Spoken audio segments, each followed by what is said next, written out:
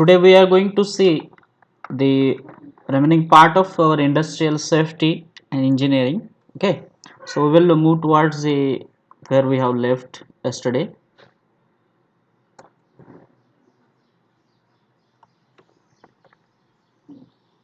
I think we have seen all the objectives of the course and all the syllabus contains syllabus examination scheme also we have seen, then introduction we have seen, and definition of industrial safety also we have seen. Then we were seeing the types of hazards. So as we are introducing to the safety, so first of all we should know from whom we need to have a safety. कहाँ से हमको safety चाहिए, वो किस तरीके से hazards होते हैं उनसे हमको सेफ्टी चाहिए. These are the some of the types of hazards that we will see. First one is biological, then chemical, mechanical,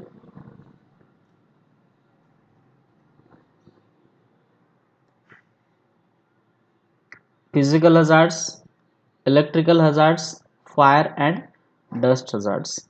So these are all the types of hazards we are having.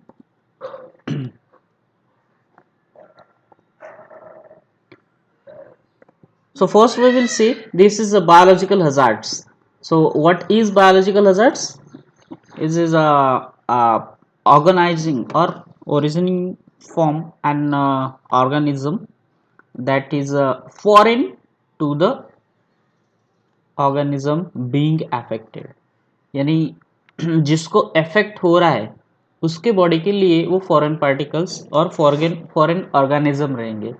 यानी जैसे हम सोचते हैं कि अगर flu हो गया हमको, है ना, तो फ्लू क्यों हो गया है? क्योंकि कोई फॉरेन वायरसेस हमारे अंदर इन्फेक्शन फैला रहे थे, है ना. तो उसकी वजह से हमको इन्फेक्शन हुआ या फिर फ्लू हो गया, है ना. तो that is because of the biological hazards. Okay, this is bio weapon what we can call it as sometimes. Okay, so many biological hazards are associated with food. Okay, how this biological hazards or biological things or foreign organisms enter in our stomach or in your body.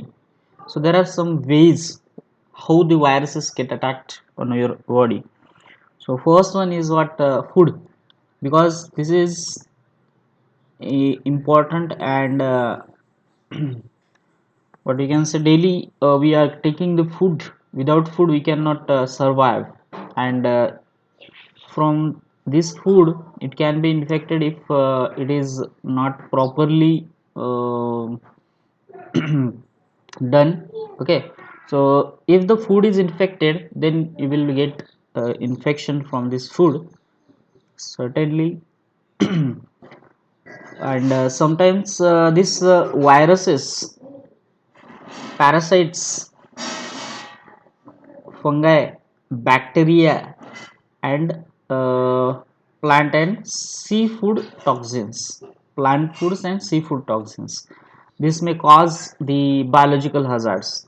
यानी क्या है कि हमारी सेहत अगर किसी भी वजह से अगर हमारी सेहत बिगड़ रही है तो that is the cause of this biological hazards. वो कुछ भी रह सकता है, टॉक्सिन भी रह सकता है, या फिर बैक्टीरिया भी हो सकते हैं, फंगस इन्फेक्शन भी हो सकता है, देन पैरासाइट्स भी हो सकता है, या फिर वायरसेस भी हो सकते हैं.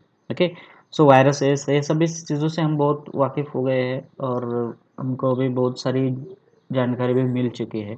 Okay, so how this disease may happen or how we get infected from this all the types of hazards. So disease in human can come from biological hazards in the form of infection. Okay, in the form of infection by the bacteria, antigens. Okay, then car, plane, bus, viruses and parasites. Okay, from this all what we can say ways of spreading the infections. okay, कभी हम लोग मतलब जब भी बाहर चले जाते हैं तो वहाँ से कुछ इन्फेक्शंस हम लोग घर लाते हैं, है ना। जब भी हम लोग कहीं पे भी हम बात करते हैं कि कभी कभी हम लोग जब पब्लिक ट्रांसपोर्ट यूज़ करते हैं, है ना, सो वहाँ से भी हम लोग वायरसेस लेके आते हैं, है ना। so then second one is what the chemical hazards. okay, so chemical hazards means any infection or any damage that may happen due to the chemical reactions. okay, so chemical can be considered a hazard by virtue of intrinsic properties. It can cause or harm or danger to human property or environment. so कोई भी chemical उसकी intrinsic property जो रहती है, that is property और the ability to react with any things और to destroy anything, okay, to make to damage anything, that is the property of this chemical, and that may cause harm or danger to humans or health of humans or some properties or environment, then it is called as the chemical hazards. जैसे कि हम लोग बोलते हैं कि chemical की वजह से कहीं पे एसिड रेन हो रहा है, या फिर कहीं पे पानी का जो है प्रदूषण हो रहा है, एयर पोल्यूशन हो रहा है ना, इसके साथ अपना सॉइल पोल्यूशन भी हो रहा है, that is what the chemical hazards that is happening or that is making effect on the existing our resources. okay, some of the chemicals occur neutrally in certain geological formations, okay, such as radon gas और arsenic. ये जो दो chemicals है ये क्या है कि neutrally attack करते हैं और उसमें मतलब जियोलॉजिकल फॉर्मेशंस होता है उसमें, है ना।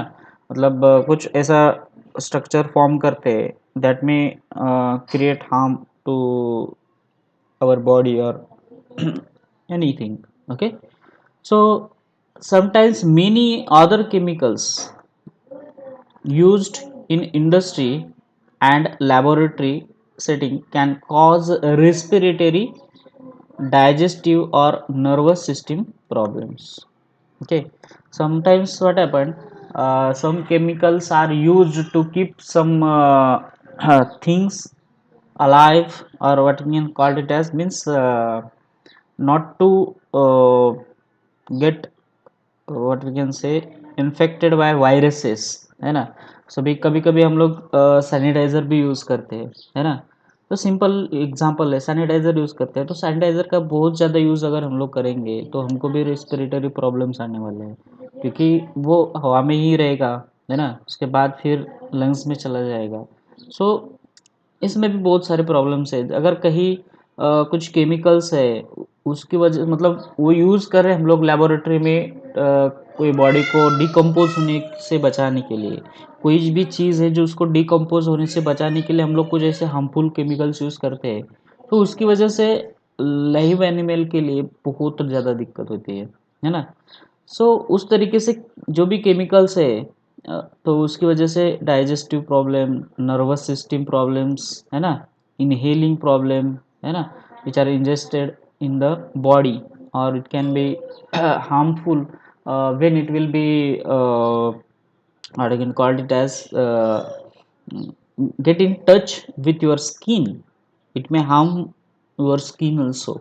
okay, these are the types of chemical hazards. okay, उसमें बहुत सारी चीज़ें आती है, हम लोग एग्जाम्पल दे सकते हैं केमिकल हजार्ड्स में, है ना। भोपाल गैस ट्रेजेडी सबको पता होगा, कितना भयानक हुआ था वहाँ पे, वो केमिकल का लीकेज की वजह से वहाँ पे बहुत सारे लोग की मौत हो गई, और अभी भी वहाँ पे जेनेटिक प्रॉब्लम्स आते हैं, है ना। So that is because of the chemical hazards, और वो सब चीज़ें ना हो इसलिए हम लोग ये सब्जेक्ट पढ़ रहे हैं। शायद अगर वहाँ उस टाइम पे ये सब्जेक्ट किसी ने पढ़ाया होगा होता, वो जो लोग काम कर रहे थे, तो वो चीज़ को हम रोक सकते थे, लेकिन अभी होने के बाद कुछ नहीं कर सकते। मतलब 2 पीढ़ियाँ हो गई है, फिर भी वो जेनेटिक प्रॉब्लम्स नहीं जा रहे। That's why we are studying this type of subjects. Then mechanical hazards. A mechanical hazard is any hazard involving a machine or process. So machine or mechanical processes, what we can call it as mechanical process. Okay, so mechanical processes की वजह से कुछ hazards हमको इन हो रहे हैं, यानी कोई इंजरी हो रही है या फिर कुछ डैमेज हो रहा है ना, that is called as the mechanical hazards. जैसे motor vehicle, aircrafts and air bags poses mechanical hazards. Okay, so आप बोलेंगे एयर बैग्स कैसे क्या हजार्ड्स कर सकते हैं? अगर कहीं मतलब हमारे इसमें भी फोर व्हीलर में अगर एयर बैग्स है, तो कभी आपने एक्सपीरियंस किया होगा कि थोड़ा सा धक्का लगने के बाद मतलब कभी कभी एयर बैग्स फट जाती है, तो उस एयर बैग के फटने की वजह से हमको डैमेज भी होता है, ये भी आपको पता है। क्योंकि एयर बैग का जो मतलब जितना प्रेशर होता है, फटाक से वो मतलब उसमें छोटा ब्लास्ट होता है, उसी की वजह से वो फूल जाता है एयर बैग। सो उसकी वजह से जो झटका लगता है, तो मतलब वो जो कवर होता है वो फाड़ के ऊपर निकलती है एयर बैग्स। तो जब कवर कहीं हमको लग भी सकता है ना। और बहुत सारी चीज़ें हैं जो उसकी वजह से भी हमको हजार्ड्स होते हैं, है ना। सो एयरक्राफ्ट्स की वजह से मतलब हर एक मैकेनिकल कंपोनेंट से हमको हम हार्म हो सकता है। जैसे बाइक भी हम लोग चला रहे हैं, तो उसमें अगर कहीं पे डैमेज प्रॉब्लम हो गया, चेन खराब हो गई, तो हम जाके गिर सकते हैं। उसकी वजह से जो भी हजार्ड्स हो रहे हैं, that is called as the mechanical hazards. कहीं मशीन हम लोग ऑपरेट कर रहे हैं, मशीन में कुछ दिक्कत आ गई और उसकी वजह से कहीं हमको चोट लग गई, that is also mechanical hazards. Okay, got it. Then compressed gases, liquids, that can also be considered as a mechanical hazards। जैसे कि कभी कभी compressed gases भी है, जैसे पेट्रोलियम गैस होता है, liquid petroleum gas. Then some liquid which is also compressed over there for many purposes, and उसकी वजह उसका ब्लास्ट अगर हो गया तो that is also mechanical hazards। Then we are having this physical hazards। Okay, so physical hazards यानी it is a naturally occurring process। जैसे कि हम लोग सीढ़ी पे चल जा रहे थे और वहां से गिर गए, that is called as the natural hazards। Okay, that has a potential to create loss or damage। So some physical hazards में often both human and natural elements की वजह से भी physical hazards हो सकते हैं। जैसे कि flood problem can affect by climate fluctuations। Okay, storm frequency, both natural elements। Okay, and by land drainage and building in flood plain, human elements. Okay, उसकी वजह से बहुत सारे प्रॉब्लम्स हो सकते हैं, है ना। So this type of physical hazards may damage the human or may cause the damage to the human also as well as property। Okay, these are the physical hazards। then electrical hazard, सबसे important हमारे लिए क्या है? electrical hazards। it is very much important for you। why electrical hazards? What is that? electrical injury consists of four main types। आपको तो ये पता ही होगी, है ना। सो पहले क्या है? इलेक्ट्रोक्यूशन। कोई बता सकता है what is electrocution? Any one of you please, what is electrocution?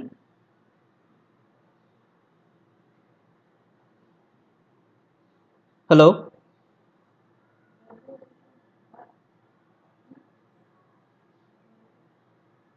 if you are able to hear me, please answer what is electrocution। अगर नहीं पता तो नहीं बोल दीजिए, कोई इशू नहीं।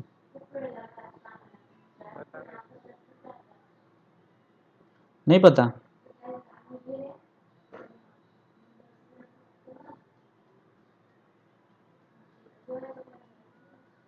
Okay okay okay. So yes yes yes, that is the thing. Electricity के शॉक की वजह से जो हमको इंजरी होती है या फिर डेथ होती है, that is called as electrocution. और वो जो उसकी वजह से इंजरी जो होती है उसको इलेक्ट्रोक्यूशन होते हैं बोलते हैं हम लोग, है ना। फैटल इंजरी वो बोलते हैं उसको, है ना।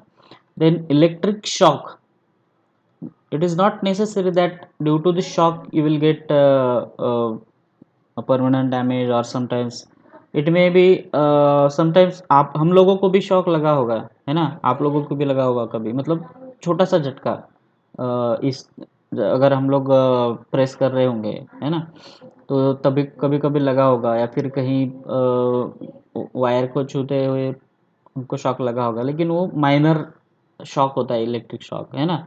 वो भी है, उसमें माइनर भी आता है और मेजर भी आता है। Then because of the electricity burns, यानी कभी कभी शॉर्ट सर्किट होता है ना, तो उसकी वजह से प्रॉपर्टी डैमेज भी होता है ना। आग लग जाती है और सभी पूरा जल के खराब खाक हो जाता है ना। So these are all the electrical hazards or false cause as a result of contact with electric energy. Okay. सो कभी कभी हम लोग ऊंची जगह पे काम करने चले जाते हैं, है ना, इलेक्ट्रिसिटी का काम करते, तब कभी अगर कहीं शॉक लगा तो ऊपर से गिर जाते हैं। शॉक की वजह से नहीं, लेकिन गिरने की वजह से भी इंजरी हो सकती है। ओके। सो और शॉक कब लगता है? A worker will receive a shock when he or she touches the two wires at a different voltages at the same time, है ना। अगर दो वायर डिफरेंट डिफरेंट वोल्टेजेस के है, तो उस टाइम पे एट अ टाइम अगर होते हैं तो शॉक लगता है। Then touches phase and neutral wire at a time, है ना। Then touches the phase standing on the ground, अगर ग्राउंड पे अगर हम लोग खड़े हैं without any insulation called it as, जैसे कि हम लोग स्लीपर चप्पल वगैरह पहनते हैं, तो हमारा कांटेक्ट ग्राउंड के साथ नहीं होता है ना, बराबर है। सो उसको हम लोग अर्थिंग बोलते हैं, है ना। तो उसके साथ अगर है और हम फेस को टच करते हैं तो भी हमको शॉक लगता है ना। Touches the face having wait cloth, touches the face having wait cloth, high humidity and perspiration. जब भी कभी मतलब हमारे पैर में ये भी है, क्या बोलते हैं सुनो, इंसुलेशन भी है, मतलब अर्थ के साथ कोई कनेक्शन नहीं है, फिर भी फेज हमको हम पकड़ रहे और उसके साथ कोई वेट क्लॉथ है, मतलब गीला कपड़ा या फिर हाई ह्यूमिडिटी वाला कुछ चीज़ है, जैसे कि गीला कुछ भी हो, तो उससे क्या होता है कि वो उनको एक अर्थिंग मिल जाती है और उसकी वजह से इलेक्ट्रिक शॉक हमको लग सकता है। So next hazard is what? Fire and dust hazard. Last what we can call it as. So sources of dust hazard in a pharmaceutical company. Pharmaceutical company में तो बहुत ही मतलब डेंजर होता है, क्योंकि जो भी केमिकल्स या फिर पाउडर, केमिकल कंटेंट जिसमें होता है वैसे पाउडर, है ना, तो उसका जो टैबलेट्स वगैरह बनते हैं या फिर कहीं और भी मेडिकल इक्विपमेंट्स जहाँ पे बनते हैं, तो वहाँ पे जो लोग काम करते हैं ना, उनको कंटिन्यूसली उसके कांटेक्ट में रहना होता है। तो उस टाइम पे क्या हुआ कि हम लोग अगर कंटिन्यूसली वही चीज़ें हमारे बॉडी में चली जा रही है, जैसे कि ग्राइंडिंग और मिलिंग ऑफ ड्रग्स, है ना। सो कोई भी ड्रग बना रहे हैं हम लोग, उसके ऊपर अगर ग्राइंडिंग वगैरह कर रहे हैं, या फिर हर एक बहुत सारे टैबलेट के ऊपर नाम भी लिखा हुआ रहता है, पहले वो टैबलेट बनती है उसके बाद वो नाम यहाँ पे बनाते हैं, या फिर कभी कभी उसको प्रोसेस के साथ चला जाना पड़ता है, क्योंकि कभी कुछ कुछ ड्रग ऐसे होते हैं कि उसका मतलब बहुत बड़ा एक ब्लॉक बन के आता है, तो उसको छोटे छोटे इसमें हम लोग काट के उसको टेबलेट्स भी बनाते हैं, और बहुत सारे प्रोसेस अलग अलग रहती है, तो उसमें ग्राइंडिंग मिलिंग अगर ऐसी चीज़ें हो रही है। एक्सिपिएंट और हर्बल प्रोडक्ट्स जो रहते हैं, है ना, तो वो प्रोडक्ट्स को अगर हम लोग इस तरीके से कर रहे हैं, हाँ, जैसे हर्बल प्रोडक्ट्स को भी मतलब वो ग्राइंडिंग या फिर जैसे उनको पीस के हम लोग यूज़ करते हैं, देते हैं वो ड्रग्स को, तो उनका अगर जो डस्ट आता है that is very much harmful. मतलब अगर ठीक है उसका दवाई अगर हम लोग ले रहे तो अच्छा ही रहता है, लेकिन अगर डेली वही चीज़ हमारे बॉडी के अंदर चले जा रहे तो उसके वजह से हार्म होता ही है। ड्यूरिंग वेइंग डस्ट में फ्लोट ऑन द एयर, अगर कोई डस्ट ये भी है, और उसके साथ फार्मास्यूटिकल इंडस्ट्री भी है, और बहुत सारे और भी इंडस्ट्रीज है, जैसे कि पावर प्लांट है, उसमें बहुत सारा डस्ट निकलता है, जैसे को कोल बर्न होने के बाद उसमें से ऐश निकलता है, तो ऐश अगर हम लोगों ने वहीं पे रखा है, फिर कहीं पे भी इधर उधर हवा में चली जा सकती है ना, ऐड हो सकती है, तो उसकी वजह से भी हमको प्रॉब्लम हो सकता है, दिक्कत हो सकता है ना। कभी कभी वेट करते समय डस्ट पार्टिकल जो होते हैं उसका वेट करते समय भी वो हवा में उड़ सकता है, इट में float on the air. Then during the powder mixing dust में भी जनरेटेड। सो कभी कभी पाउडर अलग अलग केमिकल्स या फिर अलग अलग कंटेंट का पाउडर रहता है, तो उसको मिक्स करना है, एक प्रोपोर्शनेट मिक्सचर हमको तैयार करना होता है। जैसे कुछ अगर हमको ये भी बनाना है तो उसको मतलब लिक्विड फॉर्म में ड्रग्स जो बनाते हैं, है ना, तो सिरप वगैरह, है ना, तो उसके लिए हम लोग पाउडर फॉर्म में उसको लिक्विड में कन्वर्ट कर देते हैं, है ना। तो मिक्सिंग करते समय पहले ये सब चीज़ें है ना, तो डस्ट हवा में उड़ सकती है और वो भी हमारे बॉडी में चली जा सकती है। सबसे ज़्यादा ये किसको हार्मफुल है, तो वर्कर जहाँ पे काम कर रहे हैं। देन कोटिंग ऑपरेशन के दौरान भी डस्ट उड़ सकती है, जैसे कि कोई भी चीज़ को कोटिंग करना है तो वो डस्ट पार्टिकल इतने फाइन होते हैं कोटिंग करने के लिए, तो वो भी हमारे मतलब एयर में मिक्स हो सकते हैं और वो हमारे बॉडी में चले जा सकते हैं।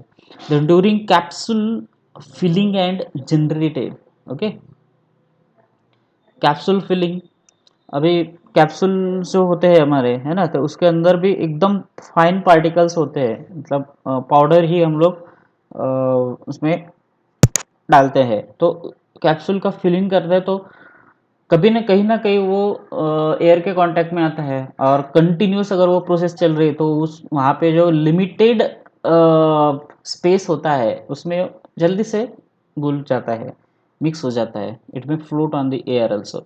सो ये डस्ट हजार्ड होगा, है ना। सो इसको कैसे कंट्रोल कर सकते हैं, फिल्ट्रेशन प्रोसेस है। देन इनर्शियल सेपरेटर रहता है ना, एंड इलेक्ट्रोस्टैटिक सेपरेटर भी होता है। ये अगर वहाँ पे लगे हुए रहेंगे तो इसमें का जो भी पार्टिकल्स का डेंसिटी है वो थोड़ा सा कम हो जाएगा, है ना। तो फिल्ट्रेशन भी है, इनर्शियल सेपरेटर, है ना, तो ये भी है, और इलेक्ट्रोस्टैटिक प्रेसिपिटेशन उससे भी सेपरेट कर सकते हैं हम लोग, ये सब चीज़ें हैं।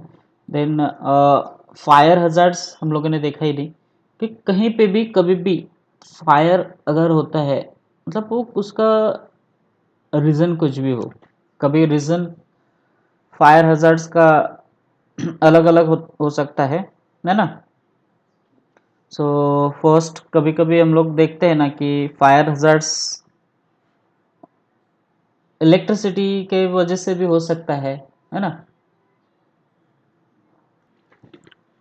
और बहुत सारी चीज़ों से फायर हो सकता है ना, केमिकल की वजह से भी फायर हो सकता है ना। फायर में हम लोग बोल सकते हैं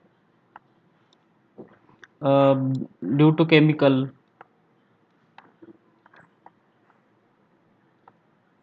है ना, और sometimes it may be due to electric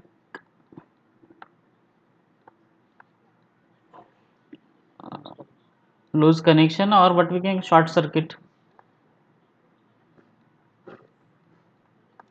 है ना। और उसके साथ और भी बहुत सारी चीज़ें होती है कि जैसे कहीं पे भी अगर जैसे हीट ट्रीटमेंट प्लांट हो गए, है ना, तो हीट ट्रीटमेंट प्लांट में भी फायर लग सकता है। जैसे कि कोई भी कंपोनेंट का हीट ट्रीटमेंट होता है, उसके ऊपर कोटेड मटेरियल भी चढ़ाते हैं, उस टाइम पे हीट ट्रीटमेंट जब होता है तो वहाँ पे भी फायर लग सकती है। ओके। उसके साथ और कौन से रीजंस है फायर के लिए, क्या क्या बोल सकते हैं हम लोग?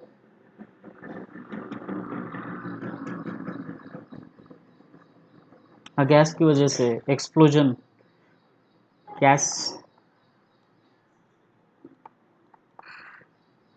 ओके।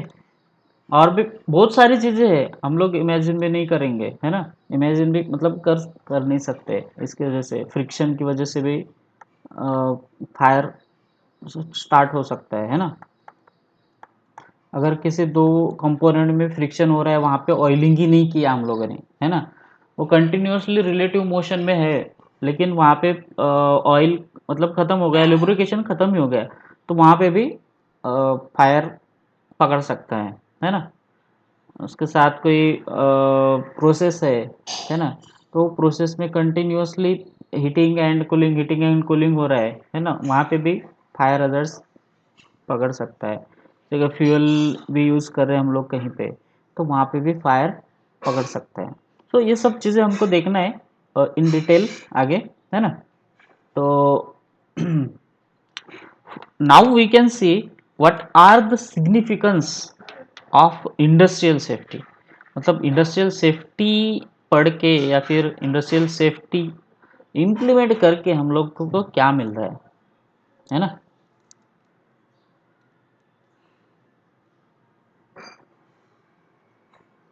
सो इसमें बहुत सारी कॉस्ट भी ऐड हो जाती है ना।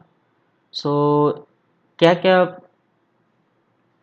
cost of compensation, then medical aid, training new workers, then the lost time, investigation, supervision or inspection, government in terms of factory inspectors and public health services, cost of spoilage of materials, cost of damage of machinery, cost of wage and payable during the injury, loss of morale, then loss to the worker and his family। सबसे ज़्यादा सबसे danger चीज़ यही है, loss to the worker and his family. So ये सभी चीज़ें हम लोग बचा सकते हैं with the help of industrial safety. Compensation, अगर किसी को या फिर इंजरी की वजह से या फिर कहीं हेल्थ बिगड़ जाता है, तो उसकी वजह से जो भी ये होता है उनको कंपेंसेशन देना पड़ता है, छुट्टी देना या फिर उसको हेल्थ का जो भी प्रॉब्लम हो रहा है, तो वो उसके लिए कंपेंसेशन देना पड़ता है, वो भी वहाँ पे बच जाता है। मेडिकल इक्विपमेंट्स भी बच जाते हैं अगर कहीं इंजरी हो गई तो, है ना। तो उसके साथ न्यू वर्कर को ट्रेनिंग देने के लिए बहुत सारा कॉस्ट वहाँ पे वेस्ट हो जाता है, अगर आपको इंडस्ट्रियल सेफ्टी पता नहीं है तो, है ना। तो ये सब चीज़ें हैं। उसके बाद लॉस्ट टाइम, अगर कहीं पे भी कुछ भी अगर चीज़ें हो जाए, है ना, मत यानी अगर कहीं एक्सीडेंट हो जाए या फिर कुछ हो जाए, तो उसमें टाइम भी लॉस हो जाता है। और कहीं अगर ये हो जाता है तो उतनी देर तक फैक्ट्री जो है उसका काम बंद हो जाता है, सभी चीज़ें टाइम वेस्ट हो जाता है, सबका टाइम वेस्ट हो जाता है, और कॉस्ट भी वहाँ पे वेस्ट हो जाता है। उसके साथ कॉस्ट ऑफ इन्वेस्टिगेशन, अगर कहीं ऐसा उन्होंने या फिर कहीं एक्सीडेंट हो जाता है, तो उसको इन्वेस्टिगेट करने के लिए उतना टाइम चला जाता है, सुपरवाइज करने के लिए, इंस्पेक्शन करने के लिए उसमें उतना टाइम चला जाता है। Cost of government in terms of factory inspectors, अगर कहीं ऐसी घटना हो गई तो उसके लिए फैक्ट्री इंस्पेक्टर वगैरह सभी चीज़ों के लिए, मतलब उनको बुलाने के लिए, ये सब चीज़ करने के लिए उतना टाइम चला जाएगा। Cost of spoilage of materials, है ना, मटेरियल अगर कहीं जल के ख़राब हो गया तो उसमें भी स्पॉइलेज हो जाता है, या फिर डैमेज अगर हो गया तो वो भी, उसमें भी वो कॉस्ट, मटेरियल वेस्ट हो जाता है। Then the damage of machinery, accident की वजह से मशीनरी भी डैमेज हो जाएगी, उसका भी कॉस्ट चला जाएगा। Then wages payable during injury, so injury अगर हो गया कंपनी में तो उसके लिए वेजेस वर्कर को देना पड़ता है ना, तो वो वेजेस भी बहुत, मतलब that is also loss to the industry. Okay, अगर एक्सीडेंट हो ही नहीं तो ये सब चीज़ें बच जाएगी ना। देन लॉस ऑफ मोरल, मतलब एक्सीडेंट हो गया तो आदमी वहाँ पे काम करने के लिए तैयार नहीं होगा, है ना, तो कॉन्फिडेंस भी हमारा कम हो जाता है। Then cost of loss to the worker and his family, अगर किसी वर्कर का कहीं मतलब डेथ हो जाता है तो वो कितना भी पैसा दो, कितना भी कुछ भी करो, तो वो लॉस हम लोग बियर नहीं कर सकते, उसकी भरपाई कभी नहीं कर सकते, है ना। तो ये सब चीज़ें हैं, because of that we are studying this industrial safety. Got it? So there are some terms we need to keep in mind or understand how we can measure the and record the accidents, किस तरीके से हम लोग accidents अगर हुआ तो उसको record कर सकते हैं। There are two main ratios, ये रेशियोज हमको ध्यान में रखना है, use to measure the accidents. Okay, तो सबसे पहले एक्सीडेंट फ्रीक्वेंसी रेट, AFC, क्या, एक्सीडेंट फ्रीक्वेंसी रेट, AFC ये होता है, और दूसरा होता है एक्सीडेंट सीवियरिटी रेट, मतलब कितना सीवियर था एक्सीडेंट। ये दो दो चीज़ें मेजर करते हैं, है ना, एक्सीडेंट्स को रिकॉर्ड करने के लिए और मेजर करने के लिए। So what is AFC? Accident frequency rate is equal to number of injuries, number of injuries into, ये कितना है, number of injuries into 10 lakhs divided by total number of hours worked, है ना, कितना आवर वर्क हो रहा है सभी लोगों का, है ना, मतलब जितने भी वर्कर हैं वहां पे, है ना, तो number of injuries into 10 lakh divided by total number of man hours that are worked, है ना, उतना वर्क हुआ है, तो इसमें हम लोग AFC एक्सीडेंट फ्रीक्वेंसी रेट हम लोग यहाँ पे बता सकते हैं। Then ASR accident severity rate, मतलब कितना सीवियर एक्सीडेंट हो गए, कितने मतलब फ्रीक्वेंटली हो रहे हैं, है ना, कितना फ्रीक्वेंटली हो रहे हैं तो AFC से हम लोग कैलकुलेट करेंगे, और कितना सीवियर हो रहा है तो ASR से कैलकुलेट करेंगे। That is what, number of man day lost, है ना, मतलब वो एक्सीडेंट की वजह से कितने आवर्स हर एक आदमी के मिला के लॉस हो गए हैं into 10 lakh,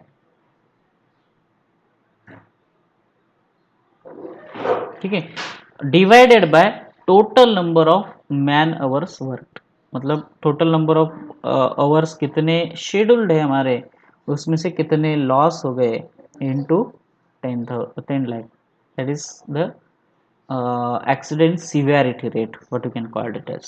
Okay, then so how we can measure the or ensure the industrial safety, ये काम है हमारा, ensure the industrial safety and measure the industrial safety in an industry।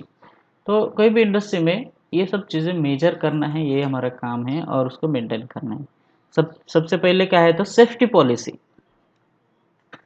हमारे कोई भी इंडस्ट्री है उसका तो सेफ्टी पॉलिसी होगा, तो सेफ्टी पॉलिसी किस तरीके का होगा, then we need to form the safety committee. Then safety engineering में हम लोगों को क्या करना पड़ेगा, गार्डिंग ऑफ मशीनरी, ओके, मतलब कहीं मूविंग पार्ट्स है उसके ऊपर गार्ड रखना जरूरी है, जैसे कि हमारा बाइक का चेन होता है, चेन के ऊपर चेन गार्ड वहाँ पे हर बार होता है, क्योंकि अगर चेन गार्ड वहाँ पे है ना, तो उसकी वजह से बहुत सारा प्रोटेक्शन हो सकता है हमको, है ना। देन मटेरियल हैंडलिंग इक्विपमेंट्स अगर बराबर है तो उससे भी मटेरियल हैंडलिंग करते समय जो इंजरी होने वाली है वो बच जाएगी। देन सेफ्टी डिवाइसेस हमको यूज़ करना है ना। तो उसके बाद एर्गोनॉमिक्स, कोई भी चीज़ अगर हम लोग बना रहे तो जैसे इवन चेयर भी बनाए, पेन भी बनाए, तो एर्गोनॉमिक्स करना ही पड़ता है। एर्गोनॉमिक्स यानी क्या है कि कोई भी चीज़ हमारे हेल्थ के लिए अच्छी है या नहीं है। कोई भी चीज़ हम लोग जो बना रहे हैं, नई मैन्युफैक्चर कर रहे हैं, तो ह्यूमन के लिए करेक्ट है या नहीं है, इसके लिए एर्गोनॉमिक स्टडी होता है ना। तो कंफर्टेबल है कि नहीं ह्यूमन के लिए, हर एक वे से। जैसे केमिकल इसका हाथ में अगर पेन पकड़ रहे हैं हम लोग डेली, तो उसका इफेक्ट हमारे स्किन के ऊपर तो नहीं होगा, है ना। या फिर हमारा बॉडी का जो पार्ट्स है ना, या फिर हमारे मसल्स है उसके ऊपर तो इफेक्ट नहीं हो रहा है ना। हर चीज़ देखी जाती है, उसको एर्गोनॉमिक्स कहते हैं।